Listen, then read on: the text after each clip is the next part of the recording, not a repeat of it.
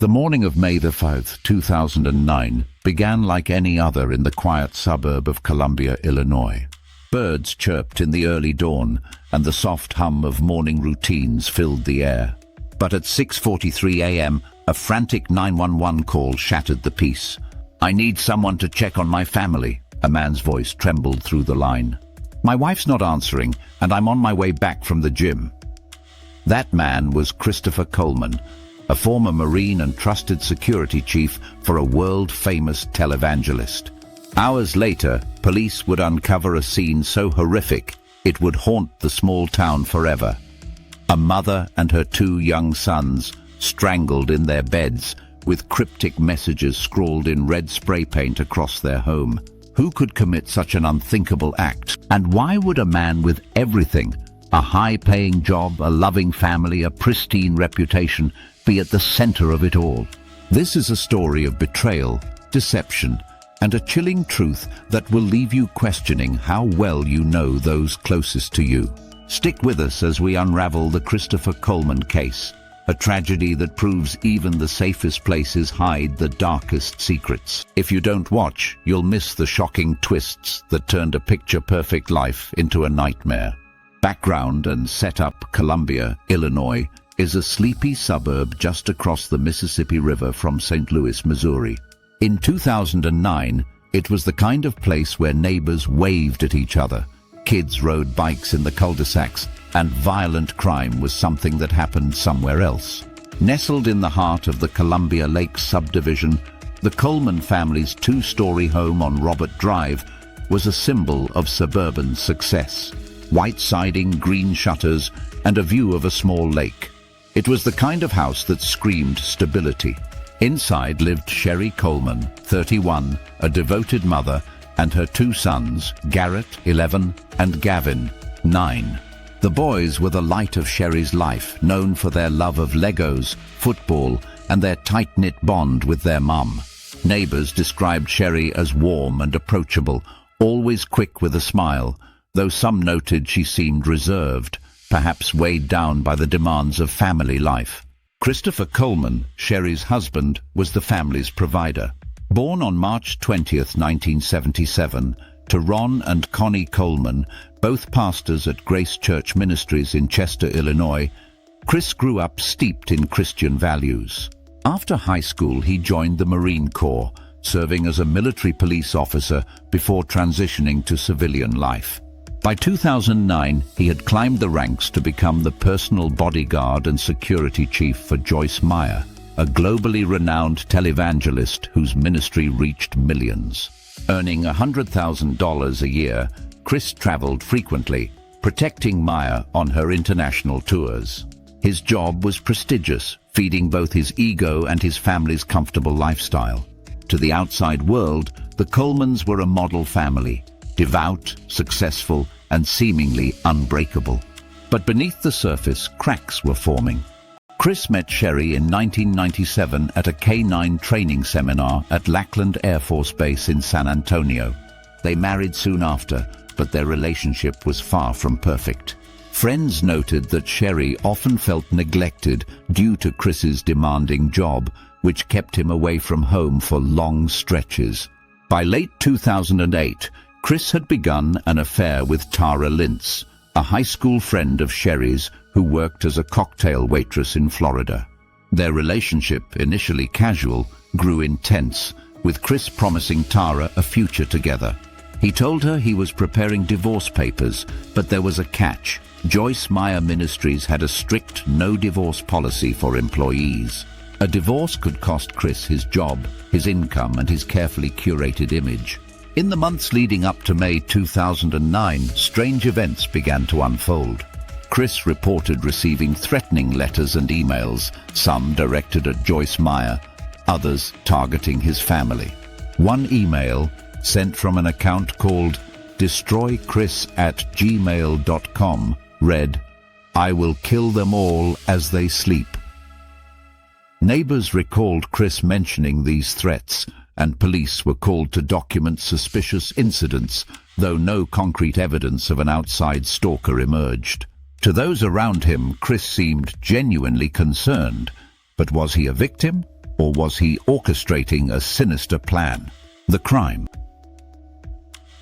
On the morning of May 5, 2009, the Coleman household was eerily silent. Chris left for the gym at around 5:45 a.m., a routine he followed religiously. He claimed he tried calling Sherry multiple times on his drive back, but she didn't answer. Growing worried, he contacted his neighbor, Columbia Police Detective Justin Barlow, asking him to check on his family.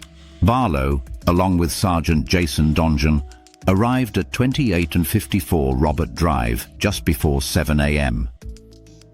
They found an open basement window and entered the home, unprepared for what awaited them. Inside, the air was heavy with an unnatural stillness. Upstairs in the master bedroom, Sherry Coleman lay face down on her round bed, her naked body stiff with rigor mortis, her dark hair tangled across her face. Her skin was blotched with lividity, the purplish-red pooling of blood where her heart had stopped hours earlier. In the boys' bedrooms, the scene was even more devastating. 11-year-old Garrett and 9-year-old Gavin were found in their beds, their small bodies cold and lifeless, each strangled with a ligature, possibly a cord or shoelace. The boys' faces bore the marks of their final moments, their eyes wide with terror. But it was the walls that sent chills down the officers' spines. Scrawled in red spray paint were cryptic messages. "I am always watching. You have paid and punished." The words seemed to taunt the investigators, suggesting a vengeful outsider. Yet something felt off. The paint was fresh, the messages deliberate, almost theatrical. Crime scene technicians meticulously collected evidence. Flecks of red paint, hair and fibers, 2 pistols, latex gloves, and a pair of shoelaces that might have been the murder weapon. Under Sherry's fingernails, they found traces of DNA, potentially a clue to her killer. But as they processed the scene, one name kept rising to the surface: Christopher Coleman. Chris arrived at the house shortly after the police, collapsing on the driveway in apparent distress. "How did this happen?" he sobbed, his voice cracking as he pounded his fists on the pavement. Neighbors watched, some moved by his grief, others noting the red marks on his right arm. "How did that get there?" he reportedly muttered to a paramedic, gesturing to the scratches. To investigators, his anguish seemed performative, almost rehearsed. As they escorted him to the police station for questioning, the question lingered. Was Chris Coleman a grieving husband or a cold-blooded killer? Investigation. The investigation moved swiftly, led by the Major Case Squad of Greater St. Louis, under the command of Major Jeff Connor. Detectives zeroed in on Chris as their prime suspect, driven by a combination of forensic evidence and his own suspicious behavior. A key breakthrough came from the autopsy reports. Forensic pathologist Dr. Michael Baden, a renowned expert, reviewed the evidence and concluded that Sherry, Garrett, and Gavin had been dead for hours before Chris left for the gym, likely between 3 a.m. and 5 a.m. "This isn't even a close call," Baden testified later. "They had to have been dead before he left the house." This timeline obliterated Chris's alibi that he was at the gym when the murders occurred. Digital forensics provided another damning piece of evidence. Investigators analyzed Chris's work laptop and found that the threatening emails, including the chilling "I will kill them all as they sleep," originated from his personal login. Handwriting analysts compared the spray-painted messages on the walls to Chris's known writings, noting striking similarities in phrasing and style. A search of his financial records revealed a purchase on February the 9th, 2009, at a St. Louis hardware store. A can of apple red Rust-Oleum Painter's Touch spray paint, signed for by Christopher E. Coleman. The receipt, found by Detective Carla Heiner, matched the paint used at the crime scene. The affair with Tara Lintz became a focal point. Detectives uncovered hundreds of text messages and emails between Chris and Tara, revealing a relationship far more serious than a fleeting fling. "The divorce papers are ready," Chris had texted Tara days before the murders. "She'll be served tomorrow." Yet no divorce papers were ever found. Tara, initially reluctant to cooperate, was ordered to testify. She admitted that Chris had promised to leave Sherry, claiming his marriage was irreparable. Photos of the two together, time-stamped earlier than Chris had claimed, further undermined his credibility. The metadata showed their affair began months before he admitted, contradicting his timeline. Physical evidence also pointed to Chris. The DNA under Sherry's fingernails was a partial match to him, though not conclusive enough to rule out another male with a similar profile. No foreign DNA or fingerprints from an unknown intruder were found in the house, casting doubt on Chris's claim of a stalker. Cell phone tracking revealed another inconsistency. On the morning of the murders, Chris took a longer route home from the gym, passing near the Jefferson Barracks Bridge, where investigators later recovered discarded evidence, including a pair of gloves and a shoelace. He was getting rid of something, prosecutor Chris Wrights later argued. He thought he'd covered his tracks. Detectives interviewed neighbors, who reported nothing unusual the night before, except for one detail. Chris had mentioned the threatening letters repeatedly, almost as if planting the idea of an external threat. A neighbor, Regina Levesque, recalled taking out her trash at 1:15 a.m. and seeing nothing amiss. Yet the crime scene suggested a meticulously planned act, requiring time and effort to strangle 3 people and stage the scene with spray paint. The major case squad concluded that Chris had orchestrated the murders to eliminate his family, preserve his job, and start a new life with Tara. On May 19, 2009, Chris was arrested at his parents' home in Chester, Illinois, and charged with 3 counts of first-degree murder. The community reeled. Joyce Meyer issued a statement calling Chris a dear friend and pledging support, but the scandal threatened to tarnish her ministry. Sherry's mother, Angela DeCicco, and brother Mario Weiss filed a wrongful death lawsuit, alleging Chris had stripped the family home of assets after the murders. To allow 1 penny of ill-gotten gain to remain in his hands is unacceptable, Angela declared, her voice breaking with grief. Outcome and aftermath. The trial began on April 25, 2011 in Waterloo, Illinois, with Judge Milton Wharton presiding. To ensure an impartial jury, jurors were selected from Perry County, far from the media frenzy in Monroe County. Prosecutor Chris Wrights presented a meticulous case, calling nearly 40 witnesses, including forensic experts, neighbors, and Tara Lintz. The prosecution painted Chris as a calculating killer who murdered his family to avoid the financial and professional fallout of a divorce. He wanted a new life, Wrights told the jury, and he was willing to kill to get it. The defense, led by attorney Bill Margulis, argued that police had tunnel vision, focusing solely on Chris and ignoring other potential suspects. They pointed to the lack of conclusive DNA evidence and suggested the threatening emails could have come from someone else with access to Chris's laptop. But the defense's case unraveled under the weight of the prosecution's evidence.